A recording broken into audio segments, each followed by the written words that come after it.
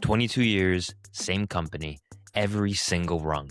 Joel Patterson started as a resident manager at Personal Mini Storage in 2004, living on site, running the facility with his brother, still in college. Today, he's SVP of Operations across 20 plus locations in Central Florida and past president of the Florida Self-Storage Association. He's not chasing the remote model. He's not automating the personal out of his business. And the best leadership lesson he picked up this year came from a 3-hour podcast about Costco. This one's about what it actually looks like to build and run an operation the right way for 2 decades straight. Let's dive in. I'm excited to finally have you as a guest on the Self Storage Lab. Awesome. Glad to be here. Thanks for having me. Yeah. And you're awesome. I've known you for a couple of years now in the industry. You ran with, you've been with Personal Mini. You've, been president of the Florida Storage Association. Seen you in panels and a bunch of shows. So you're a pretty key player with your advocacy and policy making and just being an operator in general. So I'm really excited to dig into your background and really your day to day. And so where we'd like to start is just for those who don't know you, quick intros to like how you got into the industry and kind of what got you started. Yeah, awesome. I'm Joel Patterson. I'm SVP of Operations here at Personal Mini. Kind of got into the self-storage world back in 2001. Started with U-Haul and ran my own U-Haul center for a handful of years and kind of got to know a little bit more about the self-storage side of the world, but also kind of how U-Haul operates and how some of the differences just being a self-storage company, but really being like a full service, moving, storage, packing, propane, the whole 9 yards. Did that for a handful of years and, always kind of looked down at dealers because dealers, when I was running a center, we knew everything and the dealer knew nothing. Well, here I am 24 years later, I'm a U-Haul dealer.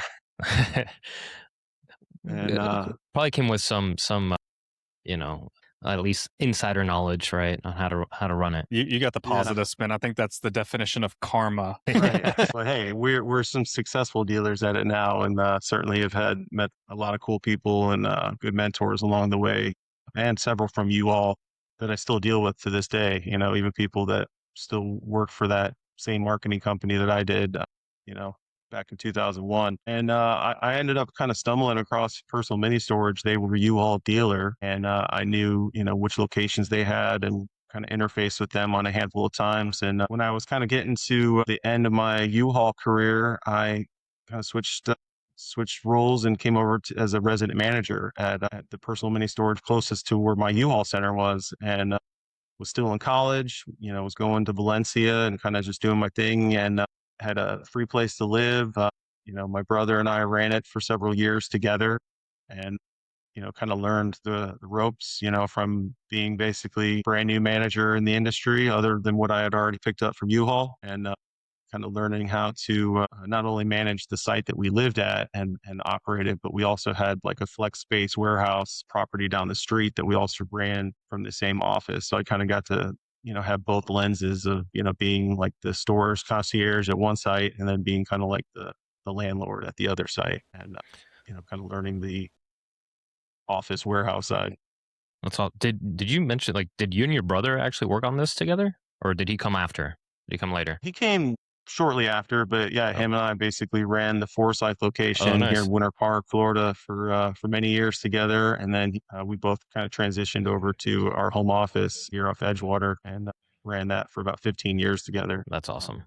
Was there like ever a sibling competitive nature in like running the business and kind of who gets up the ladder, et cetera? Yeah. I would be lying if I said we weren't, brothers still. We were definitely button heads on certain things, but we were a good team because, certain things that he excelled at that I wasn't good at and vice versa. And there's definitely some brotherly love happening on the regular as far as, disagreements or, we were both in our early 20s at that time. So it was quite the time, neither of us had been married yet and kind of getting that extra few years to kind of live as adults with your brother, both running a storage facility or two really together, dating, going out, the whole nine, and kind of, coming back to the storage facility apartment, at the end of the day. And it was quite the arrangement, and certainly, wasn't the average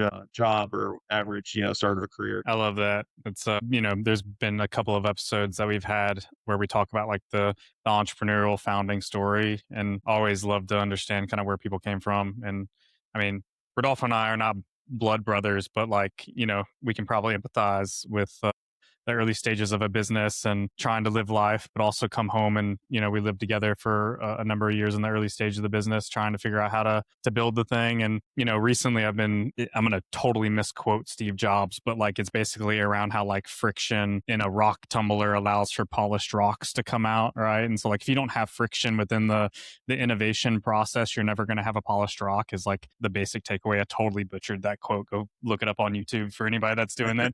And so I feel kind of bad, but We'll link it. We'll link it. Yeah, exactly. What I really want to go to is in the origin story, you touched on like really how U-Haul was like really influential in your career, at least the early stages. Sounds like you still kind of take probably some lessons learned and you have mentors from that area.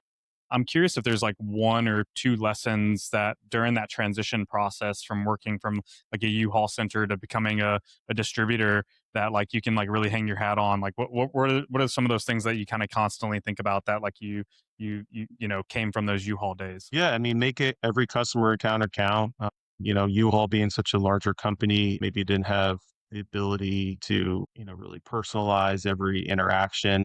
There was certainly some days where I had a line out the door and it was kind of a smack the counter next in line type of, environment or, type of flow. And then obviously switching over to personal mini storage and kind of just this side of the business, you got to kind of slow down and get to learn your customers, understand, why they need you, understand kind of their backstory and maybe why they've been running the same storage unit for over a decade and what's in there, things like that. Getting into just know people's names and understanding, what's going on in their life. You're almost playing like a bartender at times or a marriage counselor, or I can go on and on with the different jobs and things that you kind of pick up.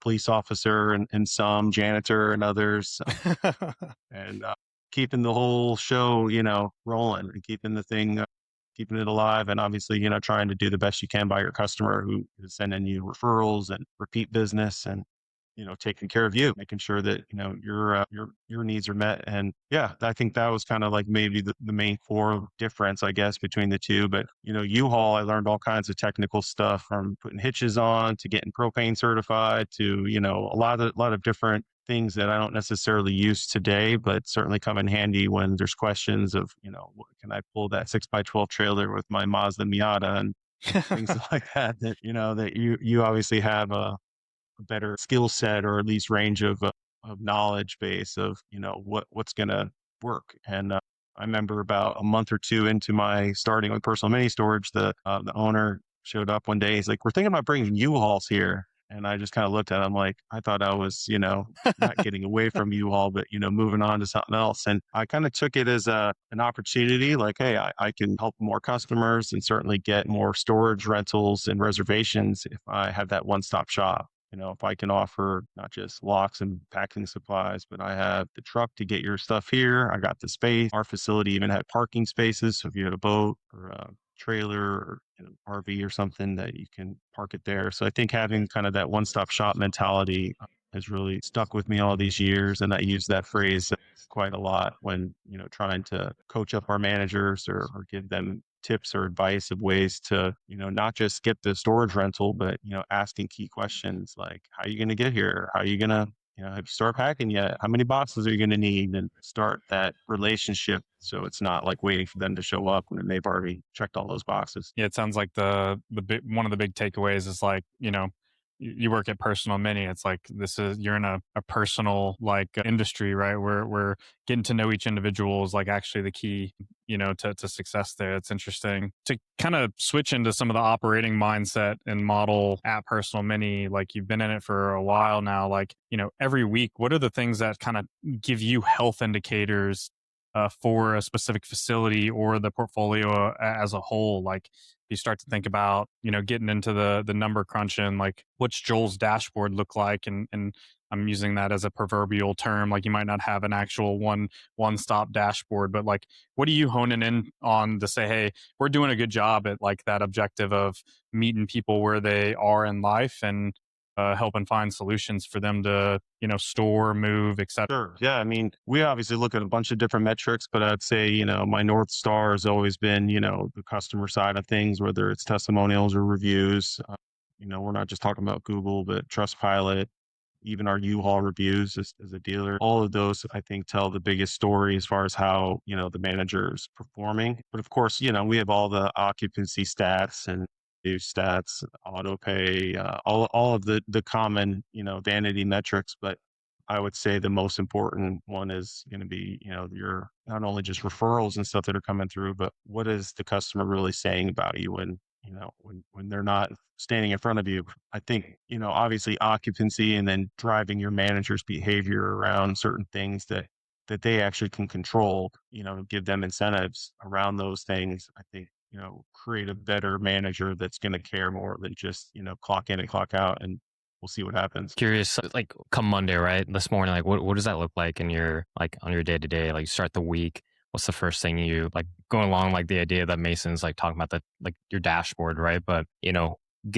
going to the weeds, like what is that first thing that you open up to like make sure what's going on and kind of kickstart your week as like, hey, this is all the stuff that we need to focus on. Yeah, I mean, usually it's probably Gmail, starting off Gmail calendar. We use SSM, self storage manager. So that's probably one of the first tabs that's getting refreshed or opened up. We use a system called QuickBase, and QuickBase is basically all of our like internal apps from payroll to marketing to, ordering supplies, you name it. It's all done basically within this QuickBase environment that my brother actually built us and we still use to this day. I think we started that back in like 2017. And so QuickBase is always one of the other first tabs coming open in the morning to see what orders have come through, if there's anything pending refund wise, or all of our analytics go into QuickBase and basically scraping SSM for key stats and then importing them into this QuickBase program. So even vendors and maintenance, if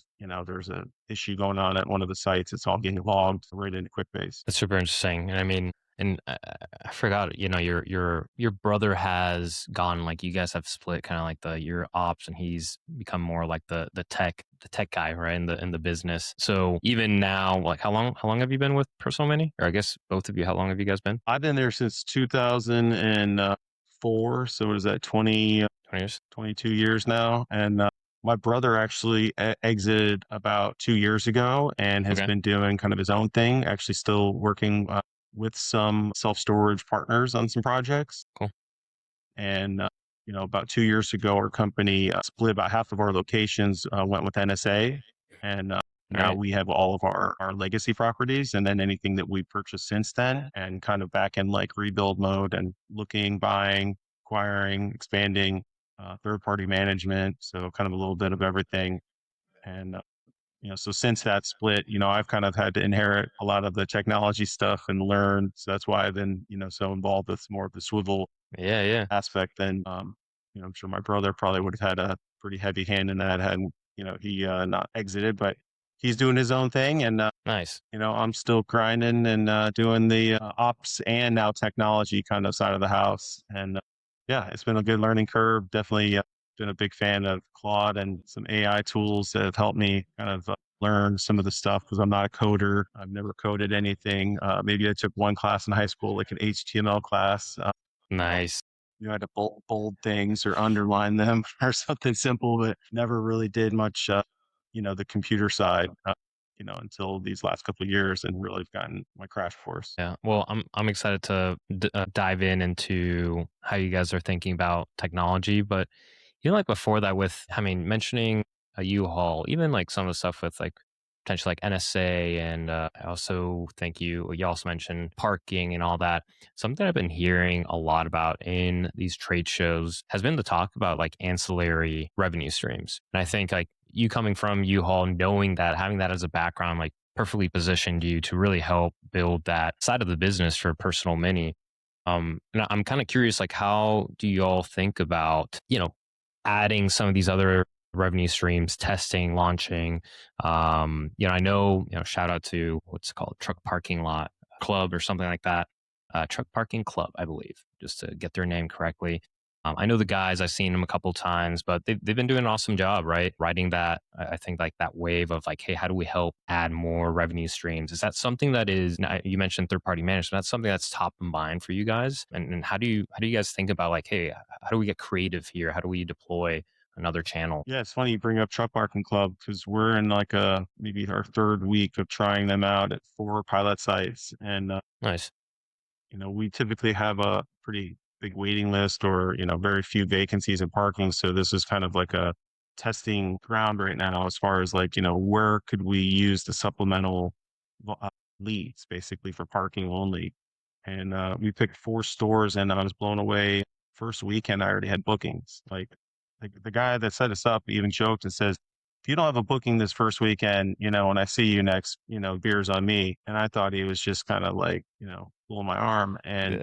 I set it all up. I talked to all the 4 pilot sites. We kind of got a game plan together, got the district managers both involved. And I was actually going out of town, right away. Like the next day I was leaving for North Carolina for a few days and I was blown away because I kept getting emails saying, you have another booking. I mean, just that one weekend, I think I had 4 or 5 bookings. And then since then, That's which awesome. we're not even 3 weeks in, I'm at like 18 bookings so far. So Well, that's we're awesome. Talk about definitely word of liking this mouth test. And testimonial. That's Yeah. awesome. That's awesome. one of the guys from 10 Federal is on like this little ops quarterly chat thing that we do with a handful of operators throughout the country. And I was picking his brain about it. He was telling me he's had some success at like 18 properties and named off a few in Texas that had like, really stellar results. So I was like, hey, let's give it a shot. So basically turn off a few spaces in SSM and then turned them on in Truck Parking Club and fired it up. And here we are 18 bookings later. And, it's a little bit different of a model than what we're kind of used to, but, just talking about testing different things.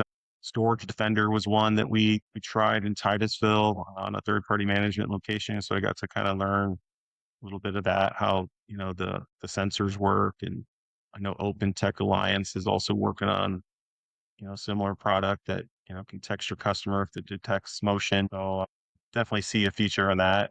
So, for people that can't live without a Ring doorbell or a, Alexa or Google, assistant in every room, this is right up their alley because, it gives them that visibility. And I've even heard a few other companies come up with some different use cases. Like they use that not just to detect, if someone's in there breaking in, but it detects, hey, when did my employee show up this morning to get the lawnmowers and start the route or, get to the unit is like, the Oh, that's interesting. The kind of the business use start case of point. it. Yeah. Huh. I I didn't want think to about that. dive a little deeper. I mean, we talked about a couple of different, kind of value add chains, but I'm like interested in kind of the mindset, right? I'm sure Joel, like across your desk or other people's desk at Personal Mini, you guys get pitched, 100 different ideas that could potentially add as a value add. Like, how do you guys think about which ones are going to be the ones that, you implement or test, right? And then like, what does success look like? Obviously,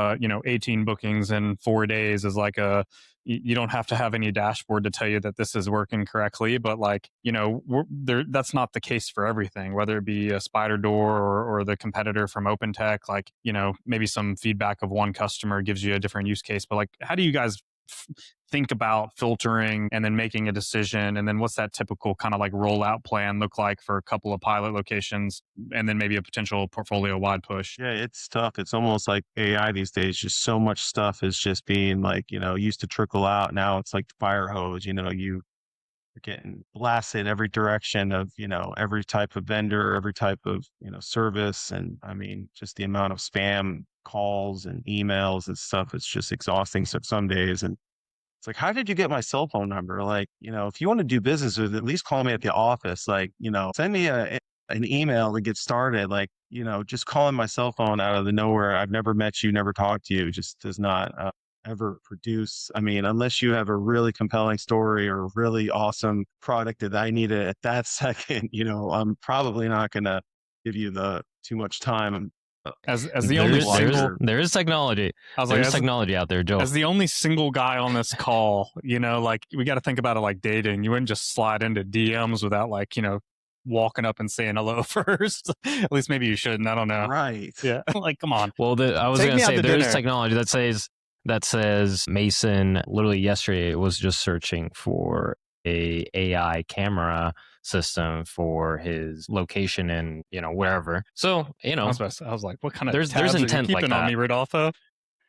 But that's how they know. Yeah, I mean, I'm sure some of it's like from the Florida Self Storage Association because my number's been out there for that sort of thing. So I'm sure, I don't have it on our website. You can call me at the office or email me, but I do think that some of that has definitely increased since I've been part of the board now for like 6 years, and last year I was the president of the association for the board, and it's just been a great learning experience for me. Not only get to like know some of the members a little bit better, and the rest of the board members, kind of create some friendships and some alliances. When we were going through COVID and whatnot, we were constantly bouncing ideas like, "What are you guys doing? How's this working?" Florida was luckily in a kind of a different ballpark when it came to COVID compared to a lot of other states and places that weren't allowed to open, and kids out of school for a year. Like ours was pretty mild. Like I think I never missed a day of work. We had like a Florida Essentials kind of email that we all printed from the SSA saying that we were like essential workers, so we didn't have too many COVID days here. But kind of going back to your original question, we trial a lot of stuff and definitely open to, looking at things in a different lens or a different, way, whether it's a lock vendor or, an AI vendor.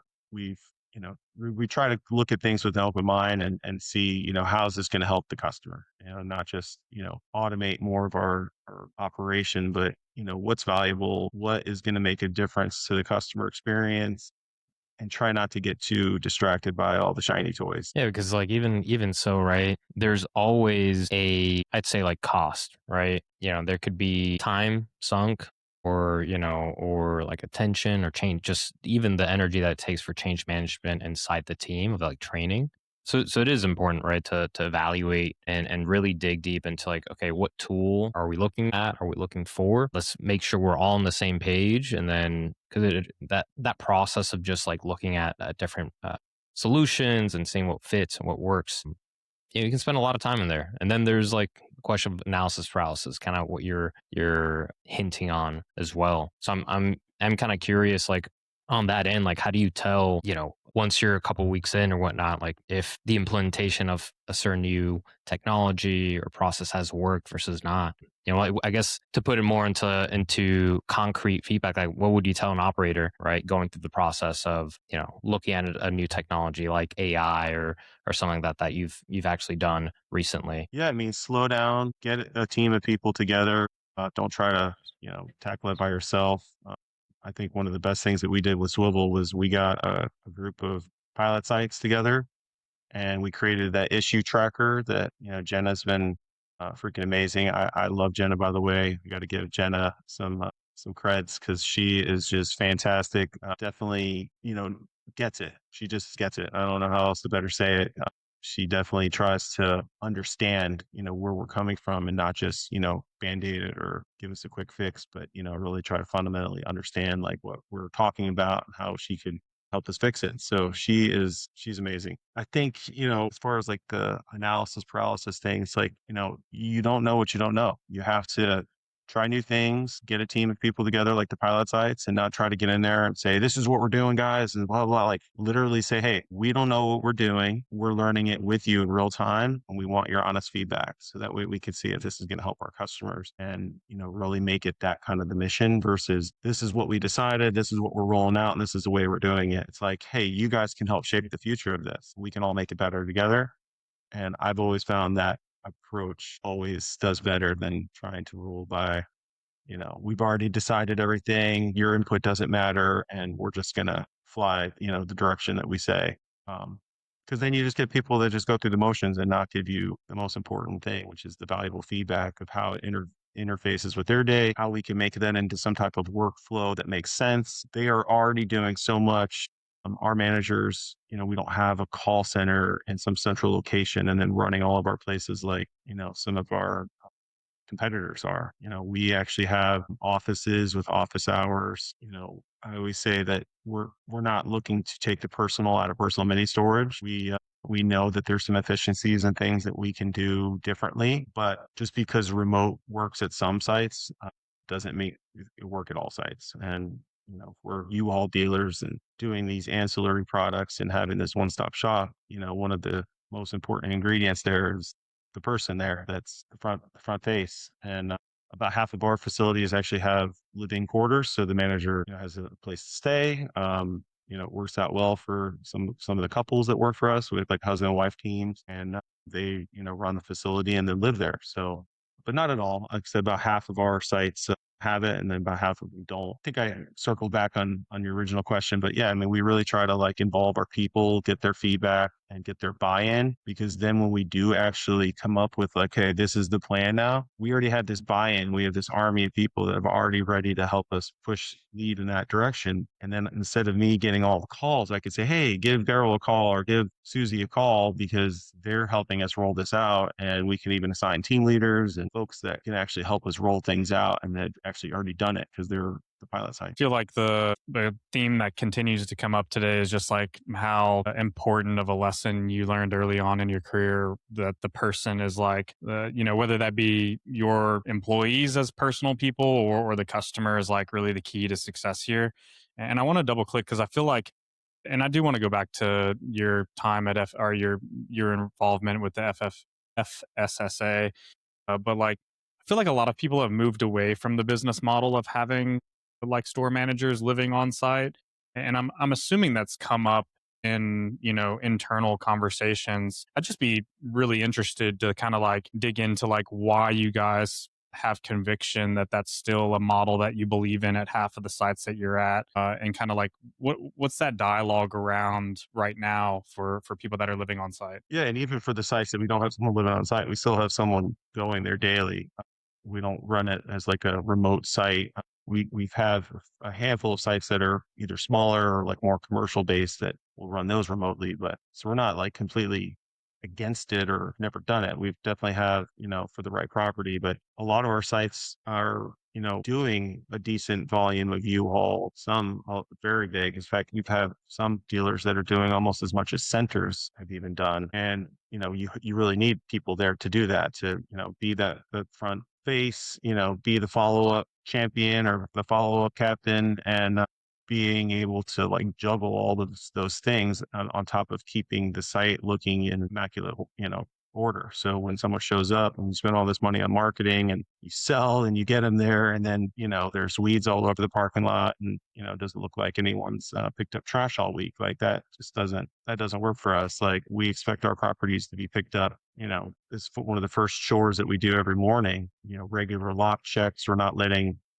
units sit vacant for multiple days until the next round of, whatever person that's going to come around. And, yeah, we're renting space, but we're really renting time. And if you're letting that clock kind of keep going when the customer moved out Monday, but your guy's not going to be there till Wednesday or Thursday to catch it, that's multiple days of lost revenue forever. I really like that. Of course we're being... Yeah, sorry, I didn't mean to cut you off, Joel. No, I was just going to say, that's kind of where I would really differ, and I know everyone's remote model really differs, whether you're talking to a copper or some out of state, real estate company that, is brand new to self-storage. I mean, there's obviously different levels and of expectation from your customer. And of course, if your site isn't a U-Haul dealer and it's not selling locks or doesn't even have an office at all, the customer kind of rents there knowing that and expects that, where all of our sites, the customer rented because the person there. And usually in like a lot of our surveys and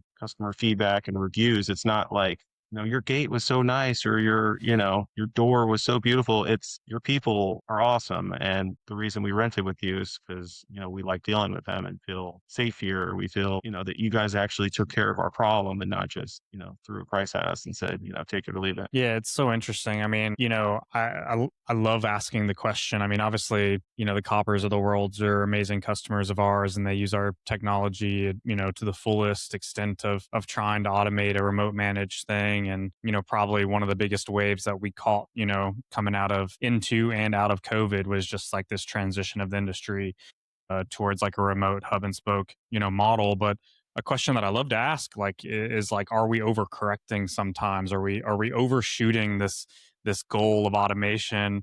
And where does the human play into the equation? And it's a really interesting like thought experiment because when you think about the like going to these conferences, the question at regardless of what year you've gone to a conference, whether it be state associations or national, like one of the questions is how do we compete with the REITs, right? And like, well, you would assume that the biggest companies in the country are going to be automating processes at scale, right? And so one of the competitive landscapes that a smaller portfolio can have is by having this personal touch, by greeting somebody that walks in by name, and it's again like common theme of today is just you guys like really relying on that word personal in your brand. And that's really really amazing, right? And like as a technologist myself who's been spent 15 years build systems that allow for humans to communicate at scale. One of the things that I've always like hung my hat on is that the system should always be human in the loop so that people like yourself can choose where that slider is, right? They can choose that spectrum of 100% automated versus like, hey, during business hours, if there's a human involved, we want to greet that person with the human touch. To somewhere in between, right? And I think that's like a really beautiful thing that you guys have said. Hey, like Personal Mini is not just a brand; it's an ethos that we're standing by. And it is the differentiator potentially of why somebody comes to us versus somebody down the street. That doesn't have the husband and wife team that can greet them at the door, which is really cool. I do want to go back to Yeah, it's almost like a feature. 100%, right? And I quoted this in I think the last episode or maybe it was the episode prior. I don't know if it's gotten launched, but there's like, and I just recently saw the newest Star Wars, Mandalorian and Grogu, so it's like top of mind, all the Star Wars war. But like George Lucas was like so ahead of his times, right? Like in that original Star Wars movie, when Luke and C-3PO walk into the bar or the cantina, sorry, there's like aliens all over the place. They all look different. They all are speaking different languages. They're all different colors and shapes and sizes. But C-3PO walks to the bar and the bartender like looks at him and says, hey, your kind is not served here. Or he actually says it to Luke, we don't serve their kind here. And basically saying, like there are going to be ethos or people that don't want to interact with robots. And it's like, I think we haven't gotten to that point just yet, but I think you are seeing some of those patterns come through where, we just as humans desire talking to other humans in certain cases, right? And again, like in the industry that we deal in, there's life events that happen, right? You mentioned at the very top of the recording, maybe somebody's storing something for 10 years. And, a question that I didn't ask is like, well, what the heck are they storing? What are they doing? And it is probably like, family heirlooms or something that has like deep personal meaning to them. And like, they don't want to talk to a robot about that thing. There might be even like an emotional connection or something really cool that like their grandparents passed along. And, the 30 seconds or 30-minute conversation that your store manager gets to have with them about those objects that are in their storage unit, like made their day, their week, their month to have a conversation about it. And like, they're never not going to store with you guys because they like have that personal relationship with not just the items that are in their unit, but like also now this person that's greeted them, for the last like 4 or 5 years when they go check on those units. So it's interesting. I want to go back to kind of definitely makes a big difference. Totally. To Florida SSA stuff. I'm curious, like to kind of completely switch topics. It's an area that like, we try to keep up on from a tabs perspective, but I'm curious, like if there's, regulatory things specific to the Florida market, because I'm sure that's like kind of your area, like things that are coming up through legislation, things that just got passed. Like what are some local market issues, maybe specific to Florida that like we should be paying attention to, our podcast listeners should be paying attention to that you think are really interesting right now? Yeah, I mean the big elephant is the newspaper. Florida is part of the minority now of states that have not been able to modernize our lien laws. The newspaper lobbyists in Florida is real. There's obviously some older communities across Florida and a bunch of different, major cities that still have a leg in the newspaper game. And once they lose this revenue from operators like myself having to post 2 ads for every single auction in a newspaper that no one's going to read. That's not going to be good for the newspaper industry. But, to give the FSSA some credit, and certainly the SSA who backs our legislative efforts, and Daniel and Joe from the SSA have done a lot of other smaller things that have helped Florida, stay away from some of this other regulation that's creeped into the industry in other states. One being like the tow record bill that we were part of last year. We went up to Tallahassee with kind of we called it the rally and tally. And we had, a handful of operators that have real skin in the game, not just our lobbyists, but like people that volunteered their time, like myself, that drove, Tallahassee's a good 4-hour drive or something for me. It's not, it's not 20 minutes down the road. Believe it or not, it's in another time zone. And, going up to the panhandle to, basically roll the dice and see if we can, make a change or, influence our legislators. And I learned throughout that, I've done that 2 years now. I learned throughout that is the people that get stuff done are the people that go up and do that sort of thing. The people that just say, that's not going to happen. That's just too big of a lift. They're just not putting the effort to basically go in and try to make the change happen. And a lot of the legislators that I've talked to are reasonable. And once you tell them your story of why you're there and what what we're up against, 9 out of 10 will vote with us. The problem on this newspaper bill is we got basically in Florida, you have to make it through 3 subcommittees in order for it to get a vote on the floor. And we got basically one senator that refused to put it on the agenda. So we basically never even got to vote on it. So even all the people that we talked to, all the legislators that we went up and sat with and explained, what was going on and why, posting these ads online make way more sense than putting them in some dinosaur newspaper that no one's going to read. And then the last point on that is some of the legislators thought that the newspaper ad was to notify the tenant. And that has nothing to do with the law. The law is to post it in the newspaper so that way we have a legit sale where actual buyers can find our lien ad or lien sale being advertised in the newspaper. So perception of how this whole thing worked was like mind blowing to me because here I am thinking that they already knew this and in reality they didn't. And then other legislators would say, I thought we got this done 5 years ago or 3 years ago or whatever. Like, no, I wouldn't be here right now if we got it done. We still have to post every auction. And there's obviously thousands of storage facilities in the state of Florida. Every single one of them is still, held to this law was written in the late 80s. Yeah, it's crazy. It's like outdated laws, right? They're not up to speed with the happenings of the world right now. Different types of technologies and things have come in to potentially make it easier or whatnot. But I think it also comes back to on your end, the education part, right? Outside of storage, like I'm seeing this a lot. My fiance is not in storage, but does a lot for like passenger rail advocacy. And that stuff is really like what you're saying is on point. Most people, a lot of people vote, but a lot of people choose not to participate. And it's probably like there's like a activation energy to that, right? Because there's like, well, I don't know how it works. And like, who do we talk to? And like you said, there's like 3 different steps that you have to take. But once you start, just getting involved and you actually start building a community or whatnot, like you can start seeing change happen and just even a little nudge. And you see that snowball. And so I respect like what the SSA in general, and then all these different states have been able to do and amass on a state by state, and now seeing other states kind of come together, et cetera. I think it's really important, and just kind of seeing that. I know Florida's been like top, Texas, a few of the other bigger states have really kind of shown and helped some of the other smaller states kind of provide an example. So yeah, no, it's awesome to hear. Sometimes that'll help kind of, sell it to the legislators too. Like you could say like, look, 38 states have already passed this law, what's up? Why can't we get it done here? And even as compelling as our story is, sometimes there's just restrictions and things that come up that we have to figure out a different way around it. So we're not going to give up, but we've been at this fight for the newspaper for many years. So we're coming for you, newspaper lobbyists. Watch out.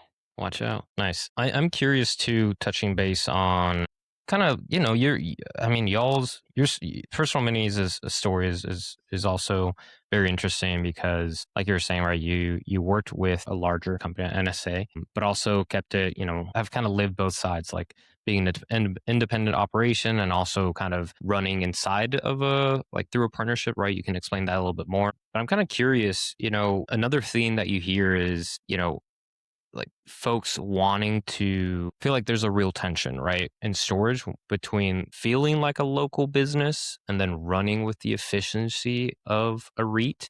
How do y'all navigate that? Or what would you tell operators out there that maybe don't have that same experience or don't have the same resources, right, on how to navigate that? Yeah, so our situation is a little bit different because we were never like fully like owned by the REIT. We were one of Yeah. their pros in providing regional operators, and that was like that system that NSA created early on. It's their vehicle to basically grow, and it attracted smaller portfolios like us and a couple others, even in Florida Southern and Hideaway were two others that were kind of in it. And we all shared best practices. What works in one market may not always work in every market, but especially the Florida operators, we kind of hung together and, kind of went through these transitions and bought, facilities with NSA and kind of got to know a little bit more of the acquisition side. I certainly learned a lot through that era, but, quite honestly, I'm happy to be kind of back on our own, doing our own thing, not having to, bow down to to the powers that be and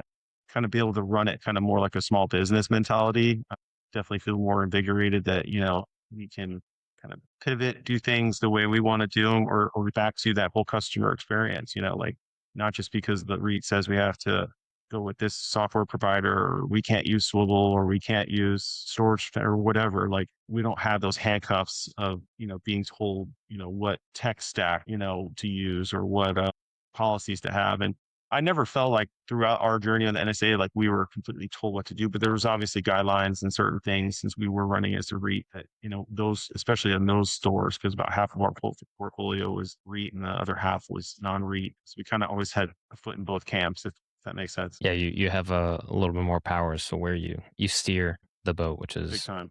yeah, which is awesome. And I think it's just interesting, right? It's like I'd say there's like definitely that like which philosophy is better, right? And obviously with the pressures, dynamics of the market, I think there's like times, right, where operators are kind of feeling like that whiplash of like how to best run their operation. And it's cool, like, y'all kind of had that background of kind of getting maybe an insiders and also like being able to, get out of it if, I don't know what exactly happened, but being able to take control and go back at it again. So that's awesome to hear. And I think we are also getting to that point, Mason.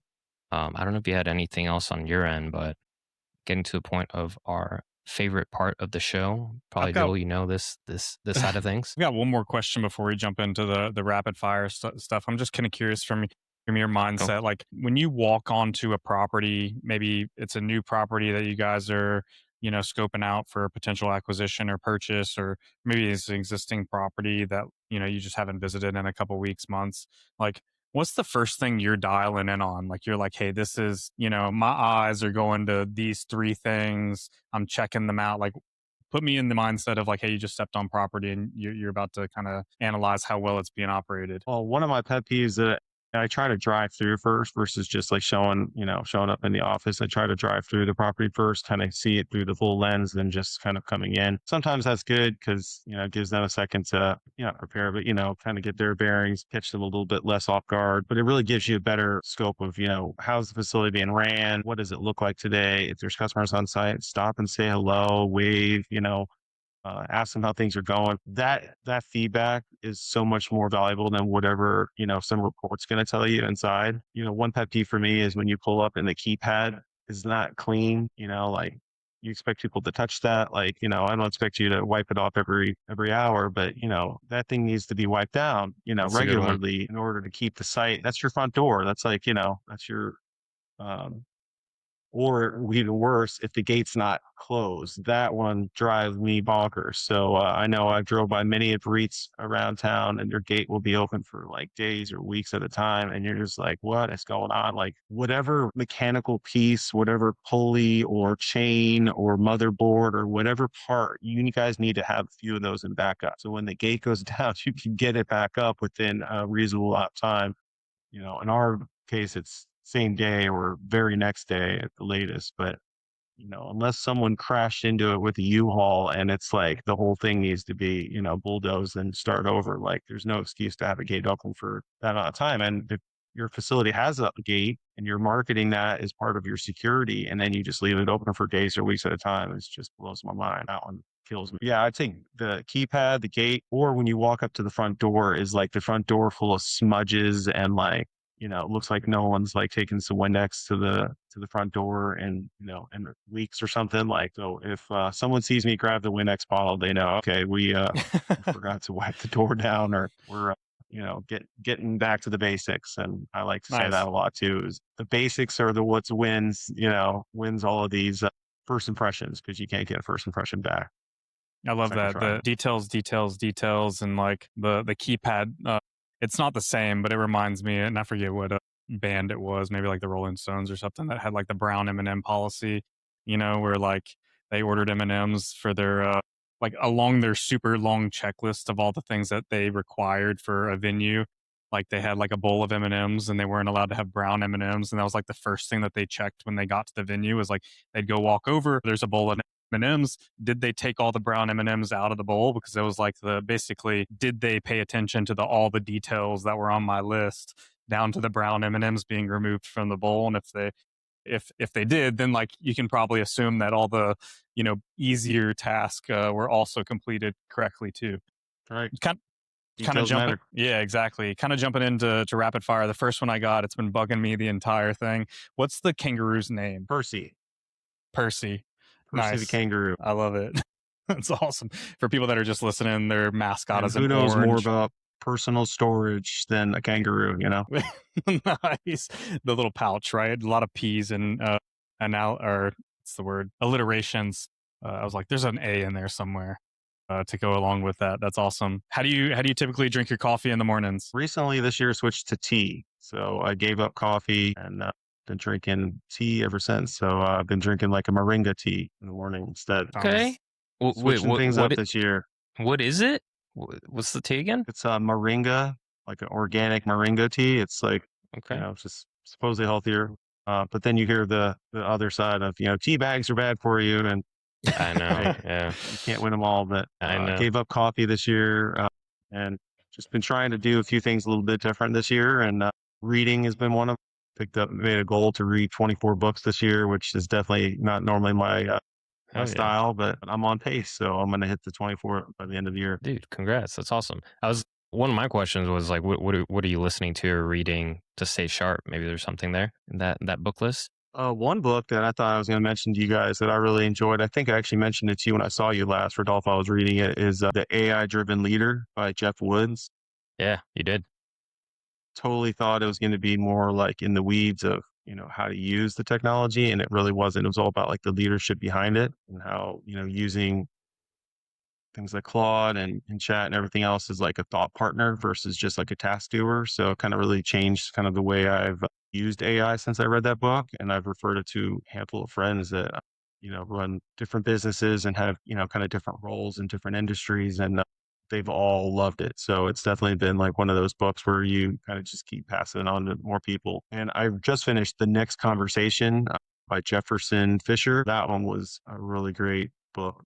Communication, kids, wife, work, people in FSSA, just in general. I thought it was a great communication book. It's awesome.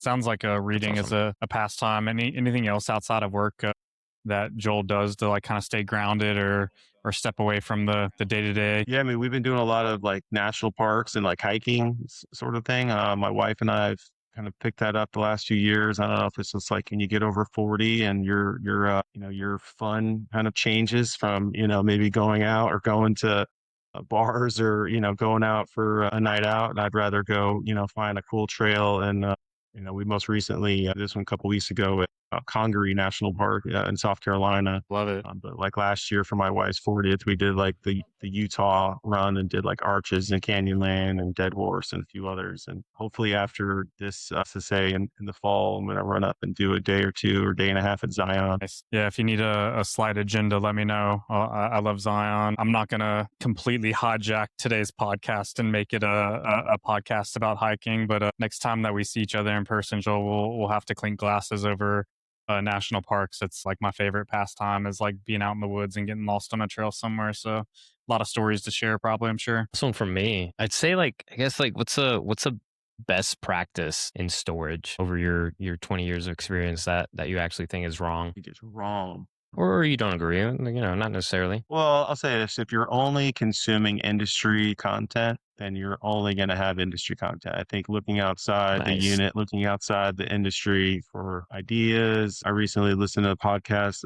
It's called Acquired. My boss actually referred it to me, and it was an episode on Costco. And just fascinating. Like it was like a 3-hour podcast, but it was awesome. Like I think I listened to it in 2 chunks, and it was pretty fascinating about their story and kind of what they have thought since day one, have stayed true to so many of their values and things. So I definitely recommend, or at least getting the highlights from the Costco Acquired episode. I don't know if you guys have ever heard of that one. It's pretty cool. Yeah, Acquired. That's a great show. No, that's awesome. That's a great piece of advice right there. Yeah. That podcast is amazing. It's one of those ones where like they're so long. I mean, those guys do so much research and they go so deep. It's amazing. But like, it's like, okay, hey, I've got a long road trip and I need to like have something to listen to on that long road trip because they've got so much content now that it's like hard to like listen to every single episode that they put out. But it's a great one for sure. I'm curious to kind of end us off like, like maybe what your favorite concert was or first concert that you ever went to. Wow. First concert, I think it was Stone Temple Pilots. Oh, nice. Chicago with my sister. May have been underage and may have used a fake ID. But that was definitely a memorable one. And then there's a festival that I used to always like going to in Mexico called Closer to the Sun. I definitely recommend checking that one out. It's definitely a cool venue. It's at the Hard Rock, but it's called Closer to the Sun. It's got some good like beach vibe, get away from the cold in the winter and met a bunch of awesome people, I haven't gone the last few years. I have a 4-year-old right now, but we would used to go to that pretty regularly, and that was a great little 4-day escape. Awesome. Joel, It really sells appreciate out usually the same day that it goes on sale. Yeah, that's awesome, man. We really appreciate you joining us. It's always good to catch up. And I've got a few threads that I'm putting down in my notes to make sure next time we're in person together, we can geek out about some non-storage stuff together. But that's awesome. Thank you so much for the time. And we normally ask people like how they can get in touch with you, what you want to, maybe if there's anything that you want to tell people about, etc. Yeah, you could reach me on our website, personalministorage.com. My email is JP, my initials, at personalministorage.com. And reach out. I always like to talk shop and help one another. It's a great industry to be part of. So, and be sure to represent and take care of or join your state association because you can, make that change that we need and make sure we keep our industry safeguarded from restrictions and government interference that we've seen in some of these other states that maybe aren't rallying the troops and getting up to Tallahassee. Son, Joel, it was awesome having you. Thanks so much for spending time with us, and we will see you at the next show. All right. Thanks, guys. See you.